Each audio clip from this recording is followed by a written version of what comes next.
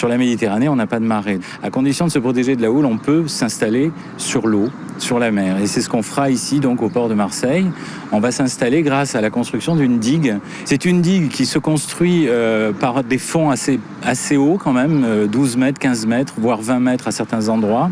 Et comme souvent les digues, elle est construite sous la forme d'un talus d'enrochement, avec une innovation qui nous vient d'Algérie. C'est les ingénieurs de l'école des ponts et chaussées qui ont trouvé ce principe de construction, qui est de construire des digues en béton, en bloc, comme des gros morceaux de sucre qu'on jetterait dans la mer. Finalement, c'est vers la surface des vagues qu'on a besoin de cette stabilité des blocs de béton. Donc on va partir des enrochements les plus fins au fond de la mer, en remontant avec la taille de bloc qui augmente, et on arrive en haut avec une protection sur la surface extérieure de la digue, avec les blocs artificiels. C'est une espèce de grand château fort linéaire dont la majeure partie est immergée, mais c'est vraiment un ouvrage exceptionnel, un ouvrage d'art, un ouvrage d'infrastructure, d'ingénierie extraordinaire. Et d'ailleurs, vers les derniers bassins, dès le début du XXe siècle, on va changer de technique de construction et on va utiliser des grands blocs de béton cette fois pour faire des grands murs, des digues sous forme de murs.